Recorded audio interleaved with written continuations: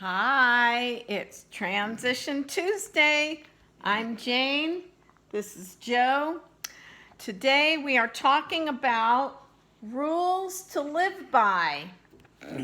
School started for many of us, whether it's virtual or in-person classes.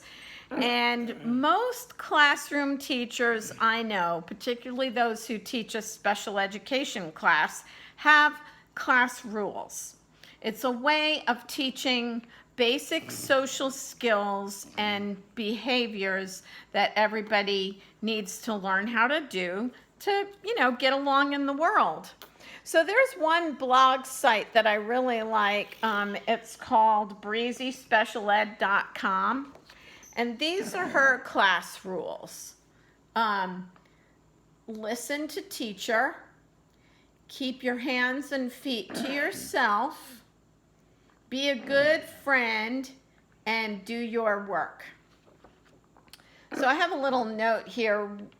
We rewrote this one for Joe. I want to share with you, Joe and I wrote some classroom rules because Joe is doing distance learning.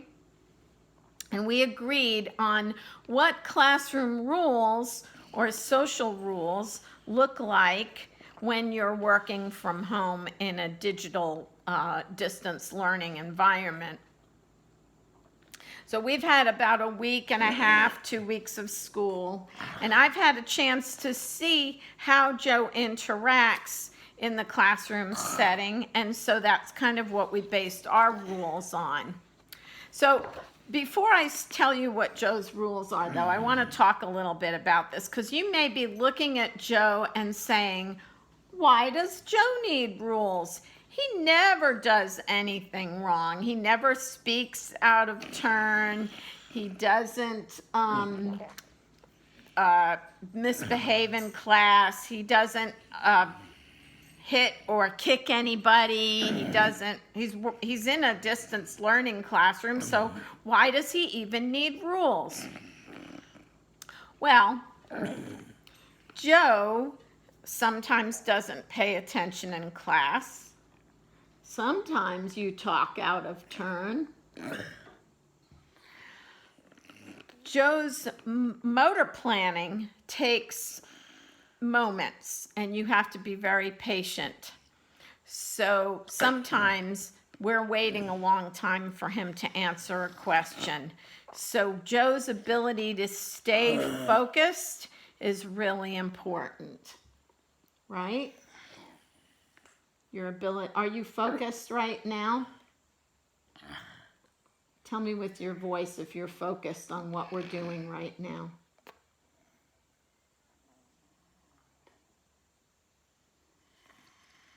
Are you focused?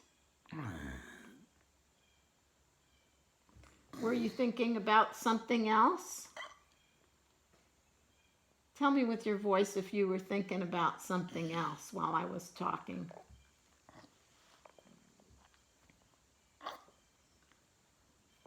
It's okay, I'm just curious. And so are the people who watch this video. Thinking about something else. See? Just like everybody else.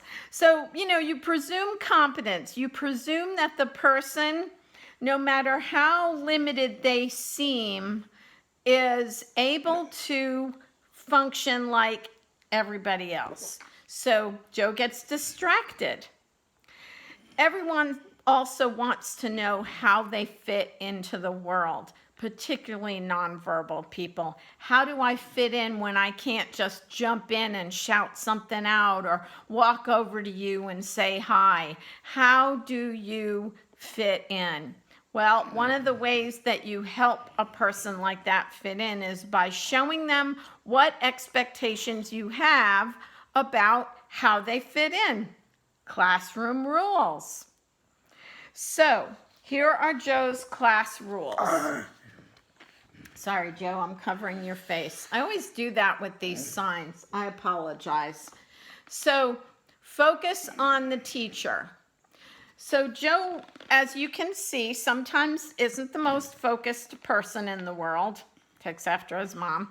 And so I want to make sure to check in with Joe without being a helicopter mom while he's in class, but just check in to see that he's not being distracted by other things going on in the house, because he has two parents who are working remotely.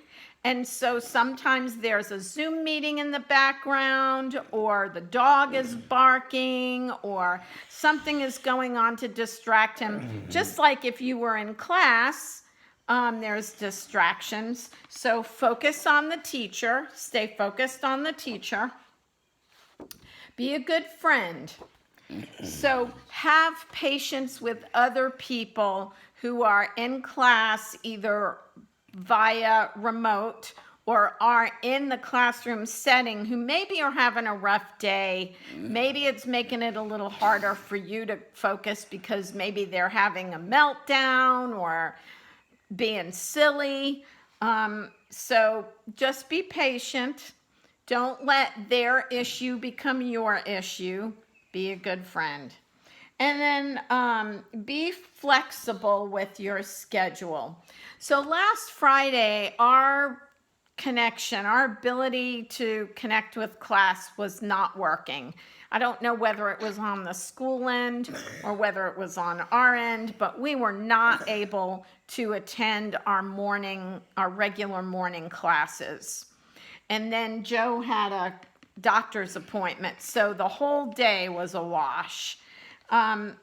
Sometimes you just have to be flexible. So we did some things at home. It wasn't class, but at least we attempted to learn something. So you have to be flexible. And then the last one is the same. Do your work.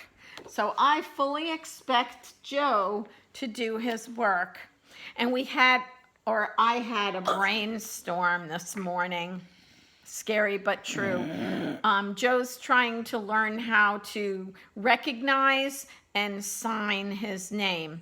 Well, I'm not sure about his ability to sign his name, but I am going to buy a self-inking stamp and see if Joe can use that to sign his name. So we would place it on the paper and he would press down on it and make the image of his name.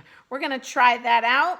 We'll follow up with you, let you know how it goes, and we will see you next week. If you want to see any of our other Transition Tuesday videos, please go to our YouTube channel, Transition Tuesdays with Jane and Joe, and we will see you next week.